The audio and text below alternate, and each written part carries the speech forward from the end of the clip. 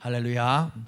참으로 반갑습니다. 오늘 말씀의 제목은 당신은 무엇을 믿는가라는 제목으로 하나님의 은혜의 말씀을 함께 나누도록 하겠습니다. 오늘 그 말씀은 아덴에서 바울이 전도하는 장면을 우리가 나눌 것입니다. 여러분, 지난 말씀이 무엇인지 기억나십니까? 좀 오래됐죠.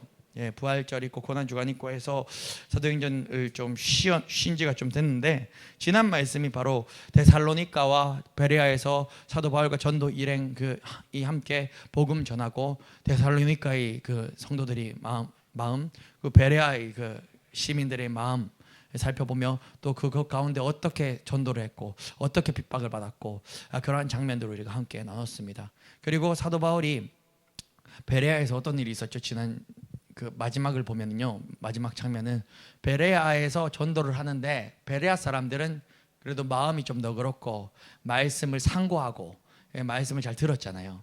근데 이 베레아에서 사도 바울이 전도를 하는데 데살로니가에서 바울 일행을 굉장히 괴롭혔던, 아주 핍박하던 그 무리들이 있어요. 베레아까지 넘어와 가지고 사람들을 선동하고 바울을 또 이제 공격하는 거예요. 그러니까는 이 형제들이 바울을 그렇게 둘 수가 없어가지고 바울을 이렇게 먼저 좀 이렇게 보냅니다. 형제들이 보내는, 그러니까 피신을 시키는 거죠. 그래서 형제들이 먼저 피신시키는 곳이 어디냐? 바울을 바다 쪽으로 보내가지고 이렇게 어디로 보내냐면 오늘 말씀에 등장하는 아덴이라는 곳으로 보냅니다. 그래서 지금 이 장면은요, 바울과 뭐 디모데와 실라와 이렇게 일행들이 있는데, 이 형제들이 먼저 바울을 먼저 보냈어요, 아덴에. 그래서 바울이 가장 먼저 아덴에 도착을 해서 이제 실라와 디모데가 아덴으로 이쪽으로 넘어오기를 기다리고 있는 상황이에요. 그 상황에서 바울이 이제 혼자 아덴에서 어떤 일들을 펼치는지 오늘 그 말씀을 한번 함께 살펴보도록 하겠습니다. 여러분, 근데 오늘 아덴이라는 곳이 어딘지 아십니까? 아덴은 여러분 잘 아실 겁니다. 아덴은 지금 그리스 아테네 그곳입니다. 그러니까는 이 그리스 아테네가, 우리 그리스 아테네 모르는 사람은 없잖아요. 제가 이거는 원고에 있는 얘기는 아닌데 잘 헷갈리는데, 올림픽 할 때 1등으로 입장하는 나라는 안 바뀐다고 들었던 것 같아요. 맞는지 아닌지 이건 뭐 팩트 체크는 다시 해봐야 되는데, 왜냐면 올림픽이 아테네부터 시작을 해가지고 올림픽을 할 때 그 나라들이 입장을 하는 순서 중에 그리스가 1등으로 저는 알고 있어요. 그리스 기억이 앞 글자라서 1등으로 등장하는 게 아니라, 그거 아시죠? 가나다라수는 우리나라가 가나다라지 외국엔 ABCD입니다. 그러니까 그리스는 기억이라서 먼저 입장하는 게 아니라, 쉽게 말하면 가나다나 순으로 하면 가나라는 나라가 먼저 입장해야 되잖아요. 근데 그게 아니라 그리스가 그 올림픽을 먼저 이제 했던 그 나라라 가지고 먼저 입장하는 걸로 알고 있어요. 그만큼 그 말이 무엇이냐? 그리스가 굉장히 역사적으로 문화적으로 굉장히 의미 있는 나라이기 때문에 전 세계에 대한민국 어디 있는지 모르는 나라는 있어도 그리스 어디 있는지, 그리스를 모르는 나라는 아마 없을 겁니다. 우리보다 그리스가 못 살지만 말이죠. 이 당시에 그리스가 어떤 역할을 감당했냐면요, 이 당시에 그리스의 수도가 바로 지금 여기 아테네인데, 제 아덴이라고, 성경에 아덴이라고 적혀있으니까 아덴이라고 계속 얘기를 할게요. 이 당시 아덴은 로마, 알렉산드리아, 아덴, 이 세 개 도시가 전 세계 3대 도시 중에 하나였어요.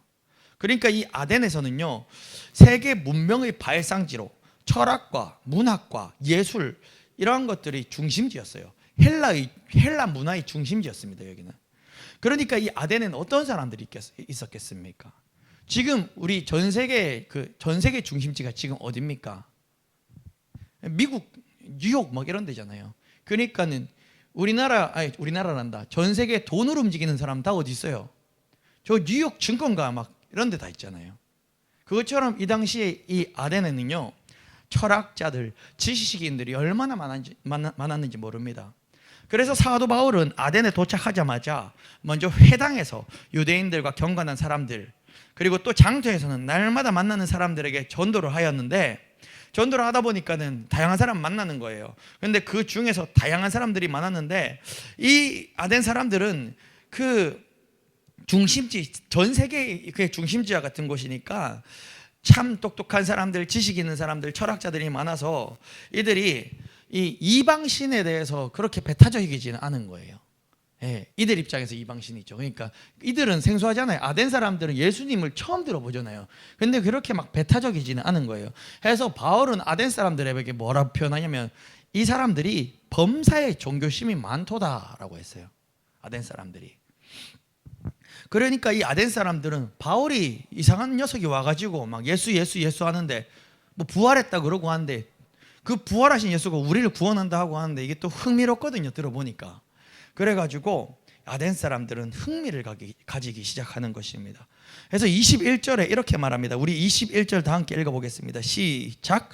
모든 아덴 사람과 거기서 나그네 된 외국인들이 가장 새로운 것을 말하고 듣는 것 이외에는 달리 시간을 쓰지 않음이더라.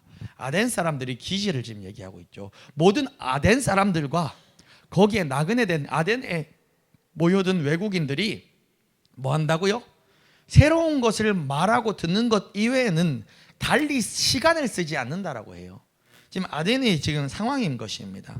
이 아덴 사람들은 새로운 것을 듣고 또 새로운 것을 말하고 철학을 얘기하고 신학 이렇게 막 지식들을 나누고 이런 것들에 온종일 시간을 쏟아 부었습니다.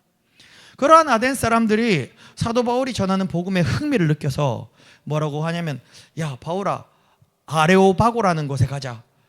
거기서 네가 전하는 그 예수를 좀 더 자세히 좀 얘기해 줄 수 있겠느냐 라고 하면서 아레오바고로 데려갑니다. 아레오바고가 뭐 법정 정도로 생각하면 되는데, 이전에 바울은 법정에 섰을 때 이놈 감옥에 쳐넣어야 됩니다 하고 법정에 섰지만 지금은 그런 상황이 아니에요. 아덴 사람들이 이놈 뭐 좀 재밌고 새로운 것들을 얘기하네? 처음 듣는 지식이네? 처음 듣는 철학인가? 하면서 야 궁금하다, 니 좀 더 얘기해봐라. 저기 아레오바고에 모여가지고 한번 좀 얘기 좀 해봐라. 연설 좀 한번 해봐라 해가지고 사도 바울이랑 같이 아레오바고에 가가지고 사도 바울에게 설교할 수 있는 기회를 주는 거예요. 지금 상황이. 그런데 아덴 사람들의 결론이 무엇이었습니까? 이 사람들은요, 이론적, 지식적, 철학적 흥미를 가지고는 있었지만 결국 복음을 받아들이지는 않았습니다. 사도 바울의 아덴에서의 전도에 대한 평가가 이 성경 본문에서는 정확하게 나와 있지는 않지만 다른 지역에서의 사도 바울의 전도 사역을 비교해 봤을 때는요, 아마도 이 아덴 지역에서의 열매가 이 당시에는 물론 씨앗을 심었겠지만 큰 열매를 맺었던 것으로는 보이지 않습니다. 제가 어떤 부분에서 그 부분을 알 수 있나 하냐면, 사도 바울이 이제 아덴 다음에 가는 지역이 어디냐면 우리가 너무 잘 아는 고린도라는 지역에 가서 복음 전파를 하는데, 그 고린도에서는 얼마 머무냐면 1년 6개월인가? 1년 6개월을 맞습니다. 1년 6개월을 고린도에 머무릅니다. 1년 6개월을 머물면서 고린도에서 그들에게 말씀을 가르쳤다라고 기록하고 있어요. 그리고 고린도 전서가 고린도 후서에서 보면 사도 바울이 이 고백을 하죠. 나는 이제 예수 그리스도의 복음 외에는 다른 것을 알기를 원하지 않는다라고 막 이렇게 선포하고 편지라고 이렇게 하는데, 그러한 것들을 종합해서 보면 아덴에서의 전도 사역은 사실 성공적이지는 않았던 것으로 보입니다. 오히려 사도 바울이 아덴은 쉽게 말하면 오늘 좀 이제 목회자로 치면 오늘 좀 설교 좀 저렇네 하고 이제 했던 날인 것 같아요. 아덴에서의 전도 사역은. 여러분, 우리는 이 장면에서 알 수 있습니다. 아덴은요, 다른 곳보다도 더욱더 지식이 중심지요, 철학과 종교가 흥행했던 곳이지만, 우리 그리스 아테네 하면 얼마나 신전들 막 벌써 생각나지 않습니까? 그리스 로마 신화 얼마나 신이 많아요. 얼마나 막 신들이 많아요. 그러니까 철학과 종교가 흥행했던 곳이었지만 종교심이 많다고 예수님을 믿는 것이 아닙니다. 그걸 기억하셔야 돼요. 믿음은요, 지식과 이론이 아닙니다. 믿음은요, 예수님을, 부활하신 그 예수님을 직접 만나는 것이 믿음입니다. 지난 주일에 우리가 어떤 말씀을 나눴습니까? 막달라 마리아, 예수 그리스도를 간절히 사모하는 그 마리아, 그 마리아는 예수님의 부활을 믿었다 그랬습니까? 못 믿었다 그랬습니까? 마리아는 예수님의 부활을 믿지는 않았어요, 사실은. 그래서 죽은 시체라도 향료라도 바르려고 이렇게 그냥 예수님 곁에 그렇게 붙들려 그렇게 가까이 나아간 건데, 그렇게 사모함과 간절함 가운데 마리아는 결국 부활한 예수님의 첫 증인이 된 것입니다. 그처럼 우리도 우리의 지식을 발동하여 믿는 것을 초월해서 우리 한계를 알고 우리 힘으로는 도저히 예수님을 믿을 수 있는 존재가 아닌 것을 알고, 우리 힘으로는 우리는 도저히 스스로 어찌할 수 없는 연약한 인간인 것을 깨닫고, 우리를 구원하실 메시아 예수 그리스도를 간절히 사모하고 간구하게 된다면, 그때 내가 찾아가는 예수가 아니라, 마리아도 본인이 찾아가서 만난 게 아니에요. 왜냐하면 마리아도 찾아갔고 베드로도 찾아갔지만 결국 찾아간 마리아에게 부활한 예수님이 부활하셔서 다시 찾아오셨어요. 그것처럼 우리도 우리를 찾아오신 예수님을 만나서 믿어지게 되는 것입니다. 제 아무리 철학이 있고 지식이 있고 학벌이 있고 심지어 종교심이 많이 있다고 할지라도 예수님이 믿어지는 것이 아니라는 것을 우리는 아덴 사람들을 통해 알 수 있습니다. 바울은 또 아덴 사람들에게 뭐라고 표현을 했습니까? 종교심이 많다라고 표현을 했습니다. 왜 바울은 아덴 사람들이 종교심이 많다고 생각했습니까? 우리 23절을 함께 읽어보겠습니다. 시작. 내가 두루다니며 너희를 위하는 것들을 보다가 알지 못하는 신에게라고 새긴 단도 보았으니 그런즉 너희가 알지 못하고 위하는 그것을 내가 너희에게 알게 하리라. 여러분, 아덴에는 얼마나 신들이 많았는지, 심지어 거기는 알지 못하는 신에게라고 적힌 제단도 있었다는 거예요. 제가 예전에 얘기했죠. 인도인가? 인도에는 워낙 신이, 일본도 그래요. 일본도 얼마나 신이 많고, 인도도 얼마나 신이 많은지. 인도에는 자동차 정비 공장 있잖아요. 자동차 정비 공장 앞에 그냥 공터 같은데 재단이 있는데 메카닉 신이래요. 메카닉 신. 그러면 그 신을 어떻게 만들어 놨냐면은 그 벽에다가 자동차 고치다가 못 고친 그 엔진의 부품들, 톱니바퀴 뭐 이런 거 있잖아요. 이런 걸 갖다 붙여가지고 무슨 괴물 같은 형상 만들어 놓고, 그게 메카닉 신이라는 거예요. 예. 그 얼마나 어리석은 일입니까? 그처럼 이 아덴에도 알지 못하는 신에게라는 제단이 있었다는 것입니다. 여러분, 알지 못하는 신, 즉 자신이 어떤 신을 섬기는데 자기가 섬기는 그 존재가 무엇인지도 모르고 섬긴다는 것이, 그게 쉽게 말하면 무슨 말입니까? 자기가 뭘 섬기는지도 몰라요. 그게 바로 마귀, 사탄, 귀신의 손 아래에서 우상 숭배하며 살아가는 것 아닙니까? 그게 바로 귀신 숭배 아닙니까? 나는 메카닉 신을 섬기는데요, 바로 그게 귀신이라고요. 범사에 종교심이 많은데 하나님을 모른다는 것은, 반대로 생각해 보면 이 본문에 대해서 조금 잘못 해석하는 사람들 많아요. 범사에 종교심이 많으니까 아덴 사람들은 좀 좋은 사람들이네, 이렇게 말씀을 이해하고 있는 성도님들 은근히 많더라고요. 이 본문 아덴 쪽 부분에 대해서. 그 전에 베레아 사람들이 막 말씀을 사모했다 그러지, 아덴 사람들은 범사에 종교심이 많다 그러지. 사도 바울은 아덴에서 전도 사역 실패했다니까요. 이건 좋은 말이 아니에요. 범사에 종교심이 많은데 하나님을 모른다, 그만큼 자신도 모르게 많은 귀신들을 섬기고 숭배한다는 뜻이 아니겠습니까? 예수께서는 말씀하셨습니다. 요한복음 10장 27절. 내 양은 내 음성을 들으며 나는 그들을 알며 그들은 나를 따르니라. 예수님의 음성입니다. 내 양은 예수님의 음성을 들으며, 나는, 예수님은 내 양을 알고, 내 양은 예수님을 알기 때문에 예수님을 따른다고요. 이게 바로 예수님의 말씀이에요. 근데 이 말씀하고 비교해 보세요.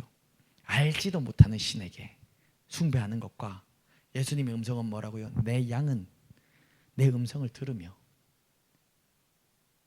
알지 못하는 신에 숭배하는 것은 귀신, 마귀, 사단입니다. 하나님의 백성은 자신이 누구를 섬기며 누구를 따르는지를 명확하게 알고 있는 자들입니다. 그래서 하나님의 양은 어떠한 세상 가치와도 예수님을 바꿀 수 없는 자들인 것입니다. 우리 예수님 음성 듣고 따라가는 자들은요, 세상의 소리에 흔들리지 않아요. 세상의 유혹에 흔들리지 않아요. 예수님 말씀 듣고 따라가는 자가 예수님 말씀처럼 못 살 때가 있어요. 예수님 말씀 음성 듣고 그 길을 따라가는 자가 예수님이 서로 사랑하라 했는데 때로는 이웃 주민 사랑 못하고 주식히 할 때가 있어요. 그럴 때는 자범죄를 날마다 회개하는 것이지만 예수님을 진짜 이제 백성이 된 사람은요, 예수님에 대해서만큼은 의심이 없어요. 이건 확실합니다. 왜? 우린 누군지를 알고 믿고 따라가는 거거든요. 우리 애매한 거 따라가지 않습니다. 그 세상에 내 인생을 감히 그렇게 애매한 것에 바치는 것이 그 얼마나 미련한 짓입니까? 한 번밖에 없는 인생인데 흐릿하고 애매한 거에 어찌 내 인생을 겁니까? 그건 불가능한 것이죠. 만약 교회에 다니고 있지만 마치 알지 못하는 신에게 숭배하는 것 같이 신앙생활을 하는 사람들, 그런 사람들도 사실 굉장히 많이 있습니다. 사실 진짜 많아요.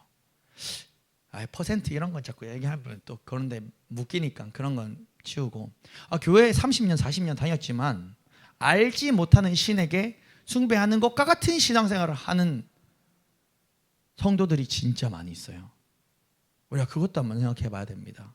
내 신앙의 모습은 오랜 신앙생활을 했지만 마치 나는 알지 못하는 신에게 숭배하는 것처럼 신앙생활을 하고 있지 않은가?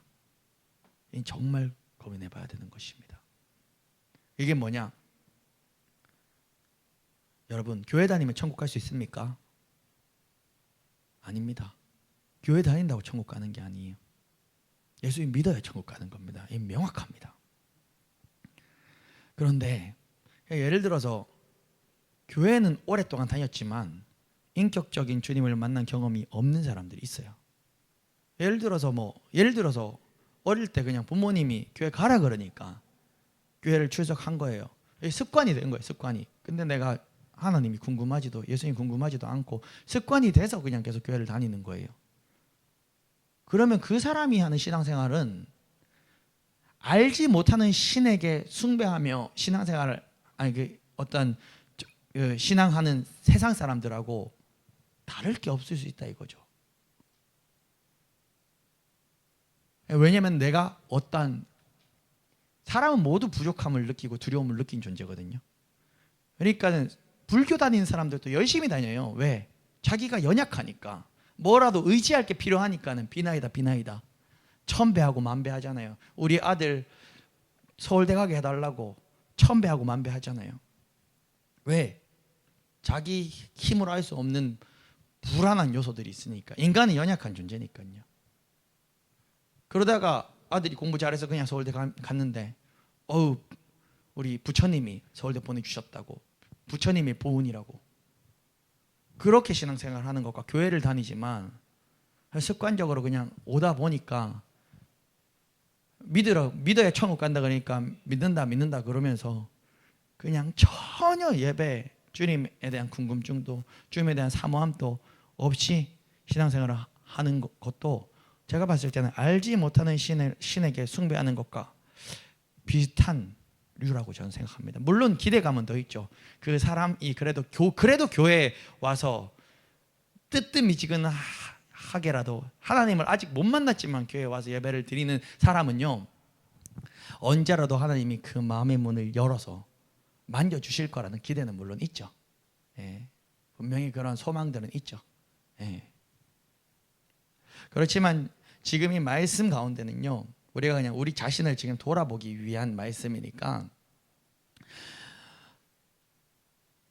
우리가 만약에 그러한 그저 믿을 만한 무언가가 필요하기 때문에 많은 신 중에 그래도 하나님이 제일 세다 그러더라 라는 심정으로 교회를 다닌다면, 그러한 신앙은 주인을 모르고 믿는 믿음하고 같습니다. 그런 경우는 어떤 일이 발생할 수 있냐면, 아주 작은 풍랑에 그리고 아주 작은 유혹에도 엄청나게 쉽게 믿음에서 떨어져 버릴 수가 있어요. 그래서 우리는 내가 믿는 하나님이 누구인지 알아야 됩니다. 우리는 예수님이 날 위하여 어떤 일을 하셨는지 알아야 하는 것입니다. 하나님을 잘 알지 못하면 예수님을 믿는 것 자체가 참 부담스럽게 느껴지는 것입니다.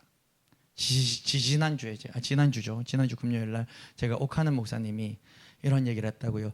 다이빙을 하는 사람이 한 번도 안 해본 사람이 배 앞에서 다이빙 할까 말까 하는 사람은 그 사람은 이렇게 한 번도 안 해본 사람은 그게 참 처음 들어간 게 두렵다고. 근데 다이빙을 수십 번 수백 번 해본 사람은 그 바다 깊은 곳에 얼마나 화려하고 아름다운 것들이 있는지를 다 알기 때문에 물 안에 뛰어드는 것이 두려운 게 아니라 오히려 기대가 된다고. 그것처럼 말입니다. 여러분, 그렇기 때문에 우리가 예수님을 알지 못하고 하나님을 알지 못하면요, 지옥 가기 싫어가지고 교회는 다니는데 예수님 믿는 게 참 부담스러운 거예요. 그러면 이런 부담스러운 마음 가지고 있는 상태에서는 아주 작은 마귀의 속삭임에 팍 넘어질 수 있는 것이죠. 제가 다른 예를 한번 들어보겠습니다. 제가 여기 이마트가 있어요. 이마트가 여기 교회 옆에 저기 있습니다. 제가 이마트에서 이제 아르바이트를 시작을 합니다. 진짜 한다는 게 아니고요. 지금 비유를 드는 거예요. 제가 먼저 이마트에서 아르바이트를 하는데, 제가 무슨 일을 하냐면 카트 정리하는 일을 하는 거예요. 이제 하는데 점장이 저를 되게 괴롭히는 거예요. 카트를 왜 이렇게 소리 나게 끄냐면서 이렇게 좀 조용히 끌어라고, 손님들한테 방해된다고. 근데 그게 진짜 시끄러워서 그런 게 아니라 점장이 제 생긴 게 그냥 마음에 안 들어서 저를 그렇게 좀 못 살게 구는 거예요. 점장만 생각하면 막 그냥 출근하기가 너무 싫은 겁니다. 근데 알고 보니까 이때까지 몰랐는데 우리 아버지가 이마트 사장이었던 거예요. 나중에 알았어요, 그거를. 진짜 사장이 아니고요. 그러고 나면 제가 그 다음날 출근하는 마음이 어떻습니까? 점장이 무섭겠습니까? 아무것도 아니죠. 그냥 점장이 뭐라 그러면 씩 웃고 말죠. 정이 끌게요 하고 말죠. 왜? 저 점장을 자르고 붙이고 권세가 누구한테 있습니까? 사장한테 있는데, 그 사장이 내 아빠니까, 우리 아빠니까, 우리 아버지니까. 내가 점장이 여전히 나는 알바생이고 점장은 내보다 직급이 위라 할지라도 내가 그 점장이 무섭겠습니까? 네, 바로 그런 것입니다. 예수님 믿는다는 게 바로 그런 것입니다. 우리가요, 하나님 아버지를 진짜 알고 믿으면 바로 그런 역사가 나타나는 것입니다. 마귀가 왜 두렵습니까? 마귀가 도대체 뭔데요?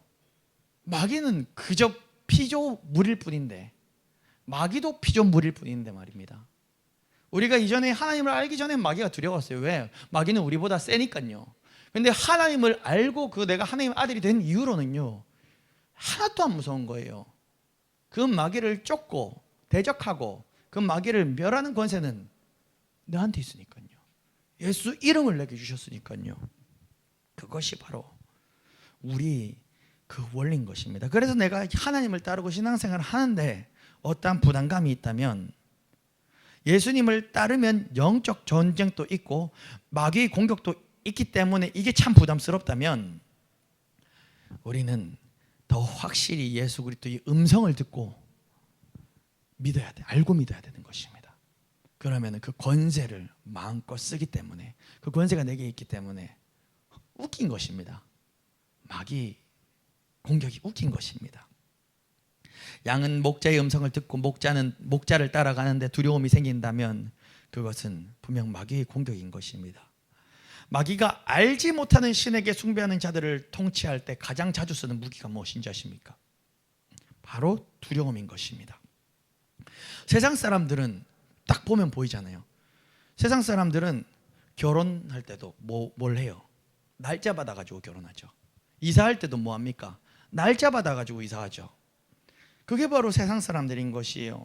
세상 사람들이 왜 날짜를 받습니까? 뭐가 무서운 거죠? 귀신이 무서우니까요. 벌벌 떠는 거잖아요. 그래가지고 뭐 합니까? 부적을 몸에 지니고 그렇게 불안해가지고 사는 거죠. 여기 이사 왔을 때도 저기 문에 부적 붙어 있더라고요. 예.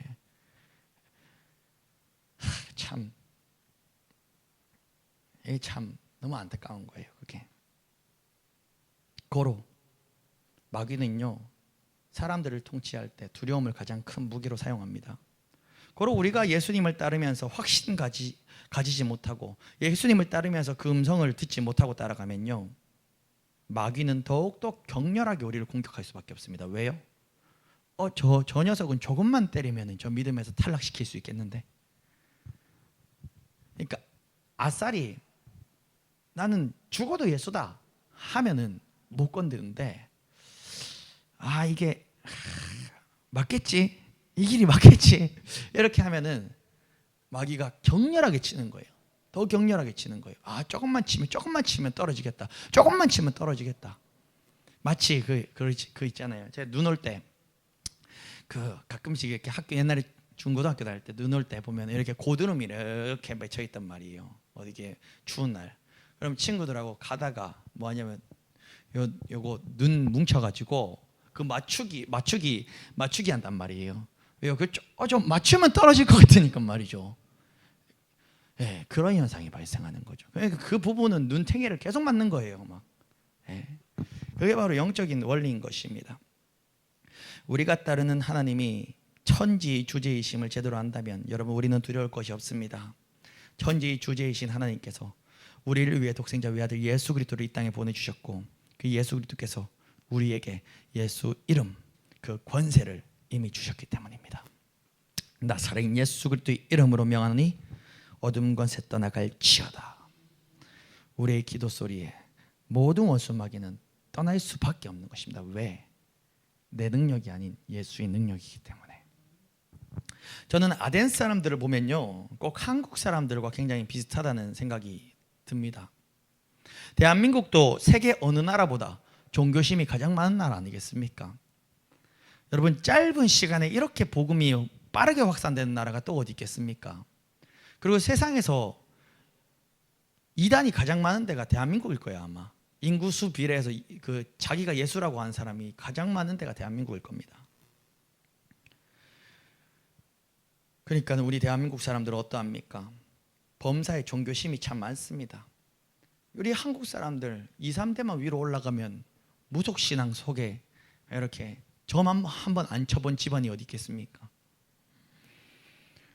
우리 한국 사람들도 알지 못하는 신에게 제사를 지냅니다. 그 알지 못하는 신이 두려워서 무당을 찾아가 점을 치고 불상 앞에서 천배 만배를 하고 물을 떠놓고 비나이다 비나이다 하고, 그리고는 이 세상 사람들이 뭘 하죠? 그리스도인들을 조롱합니다. 예수쟁이들은 별나다고, 예수쟁이들은 미쳤다고 합니다. 여러분, 대한민국의 불상 앞에서 절을 하고 무당을 찾아가 점을 치고 점을 치는 사람들 치고, 그 사람들이 자신이 무엇을 믿는지를 이야기하고 아는 사람이 과연 누가 있단 말입니까? 점집에 가가지고 점을 치는 그 사람이 자기가 무엇을 믿는지를 알까요? 나는 불교예요 하면서 천배 만배를 하는 사람이 과연 자기가 믿는 존재가 무엇인지를 공부를 하고 알고 믿는 것일까요? 아니에요.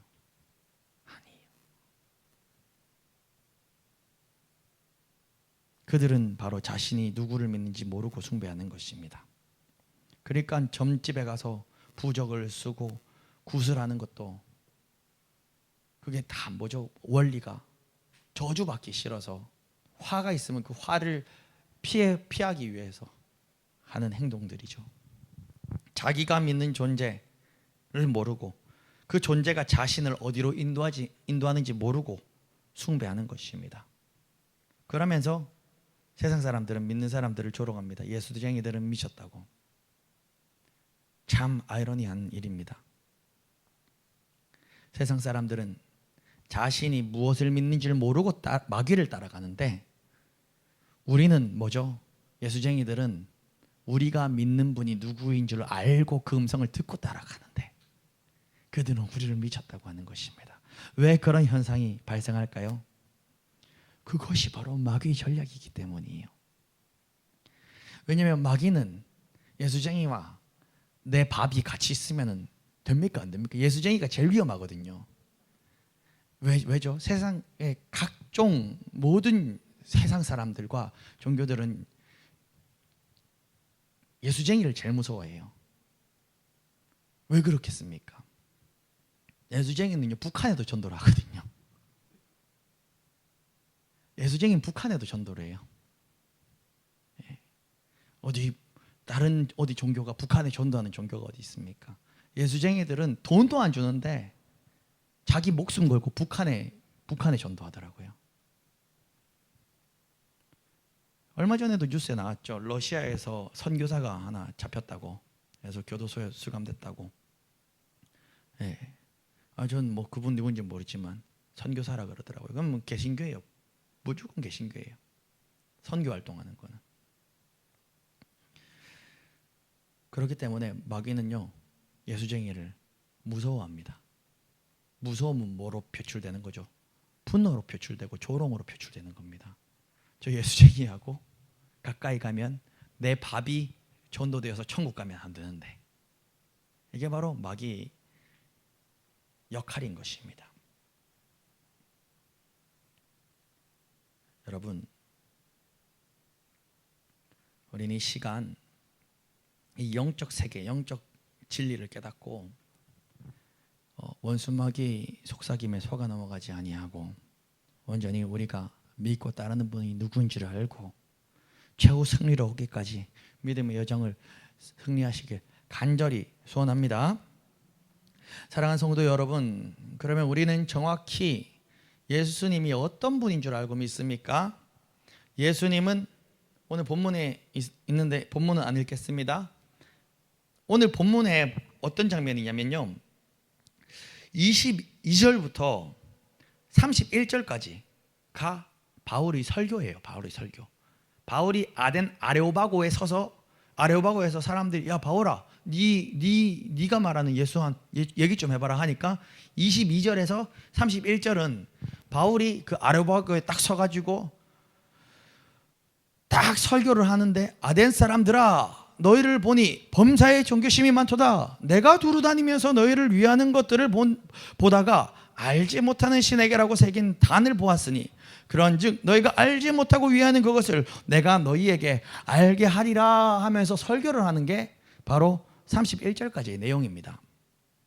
근데 그 설교의 핵심은 바로 이것이죠.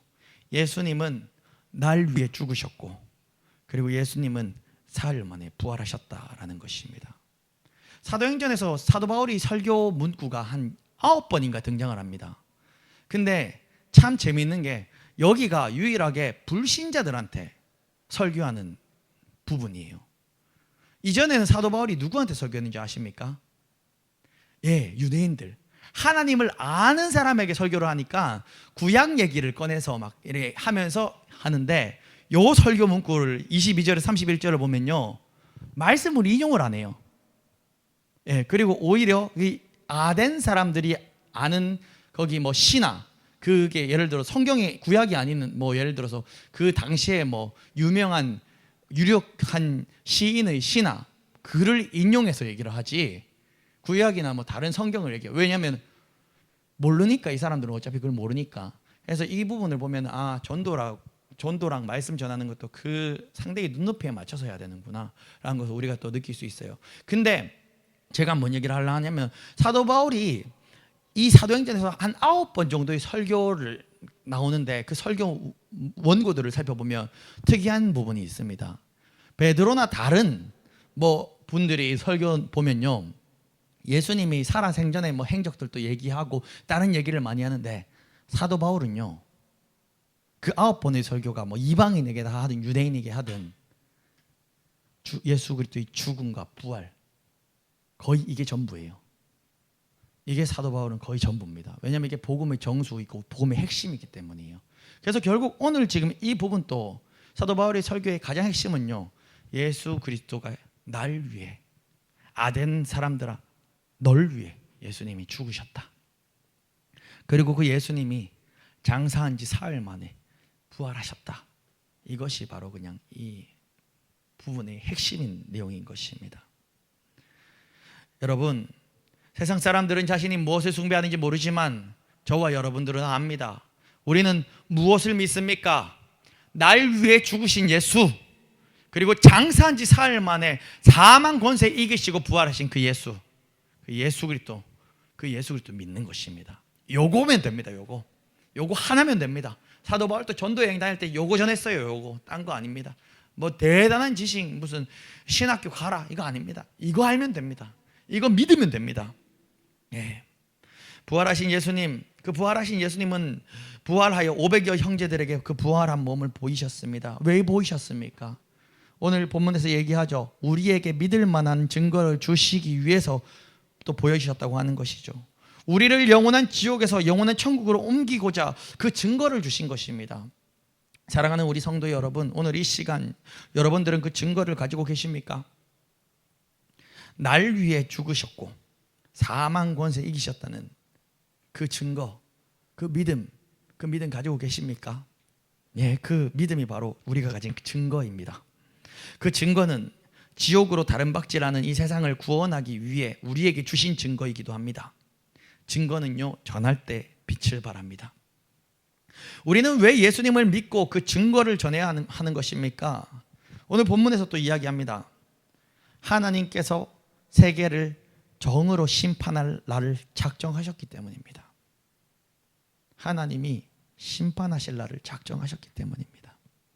여러분, 모든 사람들에게는 반드시 심판이 있습니다. 고로 우리가 그 심판대에 서기 전에 우리는 예수 그리스도를 영접해야만 하는 것입니다. 예수 그리스도의 부활이라는 명확한 증거를 주신 이상 예수 그리스도를 믿지 않고 심판대 앞에 섰을 때는요, 변명의 여지가 없습니다. 공의로운 심판의 날이 임하기 전에 우리는 예수를 알지 못하는 자들을 구원하기 위해 예수를 전해야만 하는 것입니다. 사도 바울도 자신의 죽음을 무릅쓰고 전도 여행을 떠났던 것처럼 말입니다. 그렇다면 예수를 믿는 것은 어떻게 해야 하는 것입니까? 마지막 결론입니다. 회개해야 하는 것입니다. 오늘 본문에 30절과 31절 두 절의 말씀을 함께 읽어보겠습니다. 시작.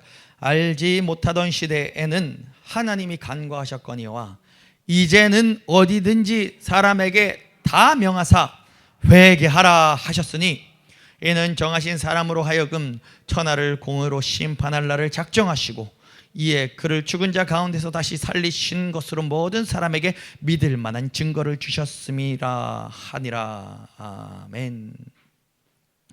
여러분, 예수를 믿는 것은 바로 예수님 없이 살았던 나의 모든 삶을 회개하는 것이 예수님을 믿는 것입니다. 회개란 쉽게 말하면 몸을 완전히 돌이키는 것입니다. 저분이 예수님, 저 스피커가 예수님이라고 칩시다. 우리 세상 모든 사람들은 스피커 예수님이라고 치면 예수님을 등지고 살았습니다. 내 정욕대로 살고 내 뜻대로 살고 돈을 위해 살고 내 성공을 위해 살고 또 알지 못하는 신을 숭배하며 살고. 그런데 회개란 건 뭐냐면요, 예수님을 만난 회개란 몸을 돌이키는 거예요. 이게 바로 회개예요. 그러면 이제 내가 이제까지 참 멀리 예수님 떠나 멀리 왔지만 이제라도 돌이켜 예수님을 향하여 한 발걸음 한 발걸음 그 분을 바라보고 살아가는 게 바로 이게 회개입니다. 그래서 내가 누구 미워한 거, 누구한테 욕한 거, 이것도 회개지만 그거는 날마다 일어나는 행위고요. 이렇게 예수님을 따라가는 사람도, 성도도, 저도 목사지만 때로는 날마다 넘어질 때도 있고, 어떤 날은 또 옆집 아저씨랑 싸울 때도 있고, 어떤 날은 또 막 혈기가 막 날 때도 있고 그러잖아요. 그럼 저는 예수님 따라가지만 나의 날마다 범했던 자범죄를 날마다 회개하는 거예요. 이것도 회개인데, 궁극적으로는요, 회개는요, 어떤 죄를 회개하는 그걸 떠나서 예수님을 나의 아빠, 나의 창조주 예수님을, 하나님을 모르고 사는 게 바로 그게 제일 큰 죄입니다. 근데 이제 몸을 돌이켜 이제 내가 하나님을 알았습니다. 내가 너무 부족하고 연약하지만 날 구원하신 예수, 날 위해 십자가 못 박히신 그 예수를 이제 내가 따라 살기로 결단합니다. 여전히 내 형편은 부족하고 여전히 나는 오늘 하루도 잘 버티지 못하는, 내 입에는 욕이 끊이지 않은, 술, 담배도 끊을 수 없는 연약한 몸뚱아리지만 나는 여전히 이 세상을 바라보던 이 지점에 서 있지만 아버지, 나 이제 몸을 돌이킵니다. 하루하루 날마다 이제 주님을 바라보며 내 모든 과거를 청산하고 이제는 주님께 돌아가길 소원합니다. 이것이 진짜 회개입니다. 그래서 진정한 회개는 일생에 단 한 번이 일어나는 것입니다. 예수님을 믿을 때. 그리고 예수님을 믿으면서 나아가니까 저 예수님이 태양과 같은 광채를 낸다고 생각해 보세요. 예를 들어서 그러면 보세요.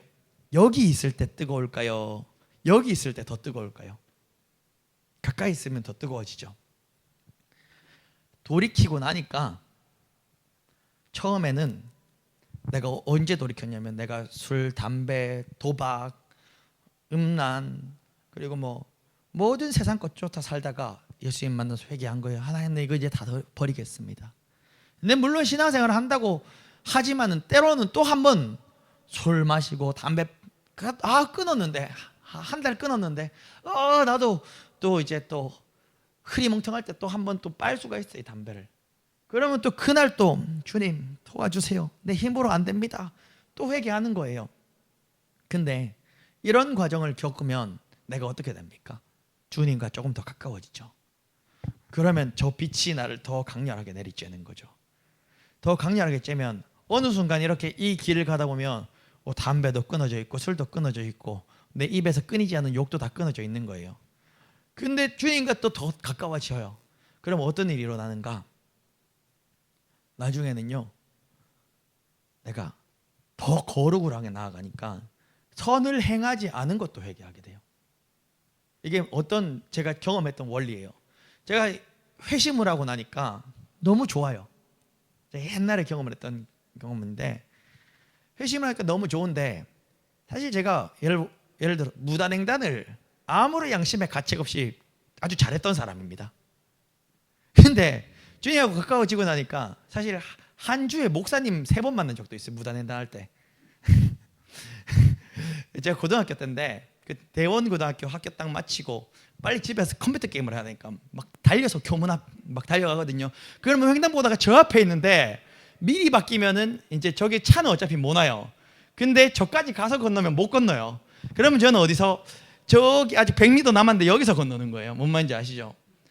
근데 그때 1년에 한 번도 목사님 만날 일이 없는데 그 주간에 3번을 하원교회 이동근 목사님을 만났어요. 한 주에 3번을 만났어요. 가지고 나 지금 목사님 뭐라 그러더라고요. 농담으로. 그랬었는데, 쉽게 말하면 막 그랬는데, 그리고 내가 옛날에는 친구 좁히고 이런 것도 아무렇지도 않았는데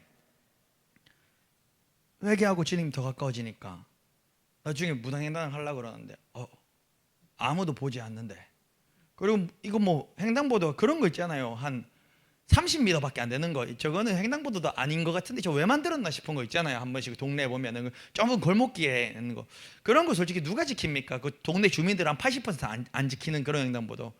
그 앞에 서가지고 내가 성령께서는 지금 그래도 날 보고 계시는데 하면서 그걸 지키는 제 모습을 보면서 깜짝 놀랐어요. 그러다가 어느 날은 파지를 줍는 그 어르신을 보고 마음에 불같은 감동이 있어가지고 없는 저희 돈을 털어가지고 그분들을 위해 드릴 선물을 사고 있는 제 모습을 보면서 참 놀랐어요. 나는 원래 저런 사람들 관심 없는 사람이었는데 왜? 주님께 더 가까워지니까. 옛날에는 그러니까는 무단횡단하는 건 아무것도 아니었는데 더 가까워지니까 무단횡단이 안 되는 거예요. 옛날에는 길거리에 껌 잘 뱉었거든요. 저 아무런 거리낌 없이 길 가다가 껌 씹고 있는 거 있으면은 나무 밑에 흙 있는데 택 하고 뱉고 갔단 말이에요.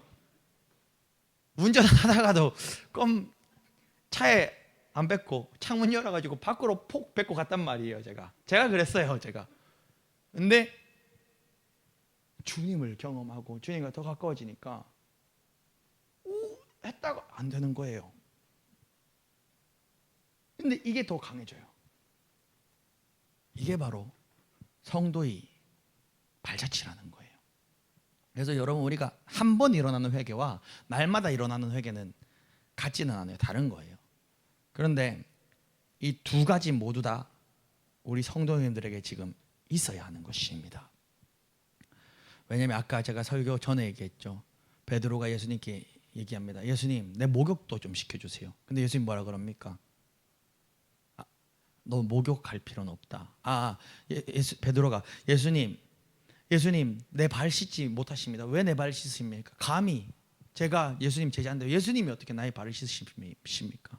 예수님이 아니다 베드로야, 내가 네 발을 안 씻겨주면 너와 내가 상관이 없느니라. 그러니까 베드로가 뭐라 그럽니까? 베드로가 주님, 그러면 내 발뿐이 아니라 손과 머리도 감겨주시고 손도 좀 씻어주세요. 이러니까 예수님 뭐라 그러죠? 베드로야, 아니다. 너 이미 목욕을 했지 않느냐? 이미 회심을 했지 않느냐? 그러니까는 다시 목욕할 필요는 없고 온몸이 깨끗하니까 발은 날마다 밖에 들어오고 나면 더러워지니까 발은 매일 씻어야 된다. 이 발을 씻는 게 이때 일어나는 날마다의 회개고, 목욕을 하는 게 여기서 몸을 돌리는 회심이라는 것입니다. 그리고 예수님 뭐라 그랬죠? 내가 네 발을 안 씻어주면 너와 내가 상관이 없느니라. 그 말이 뭡니까? 베드로는 이미 이때는 목욕을 했단 말이에요. 목욕을 하면 예수님과 상관이 있어야 되잖아요. 근데 내가 네 발을 안 씻기면 너와 내가 상관이 없다. 우리가 착각하는 게 있어요. 구원파 같은 신앙생활을 하는 경우가 있습니다. 신앙생활을 오래 하신 분들이요, 마음이 거북이 등껍질처럼 딱딱하게 굳어가지고 회개를 해본 적이 언제인지 기억도 안 나는 이런 분들 진짜 많아요.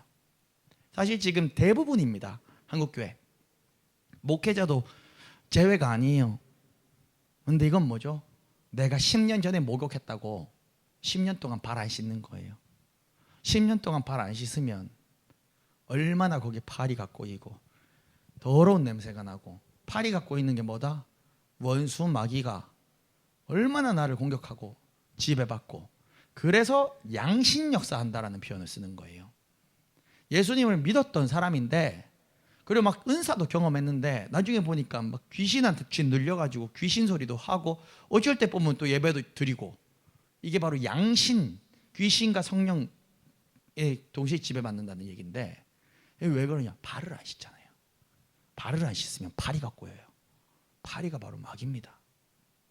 이게 처음에 발 안 씻고 그냥 뒀다가 한두 마리 꼬이다 나중에는 많이 꼬이면 지배되는 거예요. 마귀에 장악당하는 거예요. 그러면 그 사람은 자기가 마귀한테 눌린지도 모릅니다. 우리는 날마다 발을 씻을 필요가 있는 것이죠. 여러분, 말씀을 맺도록 하겠습니다. 이 시간 우리 모두에게 해당되는 말씀, 공의로운 심판의 날이 다가오고 있습니다. 그 심판의 날, 지옥을 피하고 천국 가는 길은 오직 회개하여 예수님을 믿는 길밖에 없습니다. 내가 예수님을 믿기는 하지만, 내가 지금 교회를 다니고 있긴 하지만 예수님이 죽으심과 부활의 증거가 지금 내한테 없다면 여러분 고백하셔야 됩니다. 반드시 예수님, 나를 만나 주시옵소서. 철저히 나의 예수님 없이 살았던 모든 죄를 회개하오니 이 시간 나를 만나 주시옵소서 라고 기도를 해야 되는 것입니다. 진정한 회개는요, 성령께서 깨닫게 하심으로 자기 죄를 뉘우치고 예수 그리스도께 나오는 게 이게 바로 진정한 회개인 것입니다. 근데 만약 또 이 가운데 내가 옛날에 이 경험을 했지만 오랜 한 10여 년의 세월을 돌아보니 내가 발을 씻은 적이 없고 날마다의 회개가 끊어진 지 참 오래됐다 하면 동일하게 구하셔야 됩니다. 첫 번에 일어나는 회심도, 날마다 일어나는 회개도 주님 하셔야 됩니다. 우리가 할 것은 뭐다?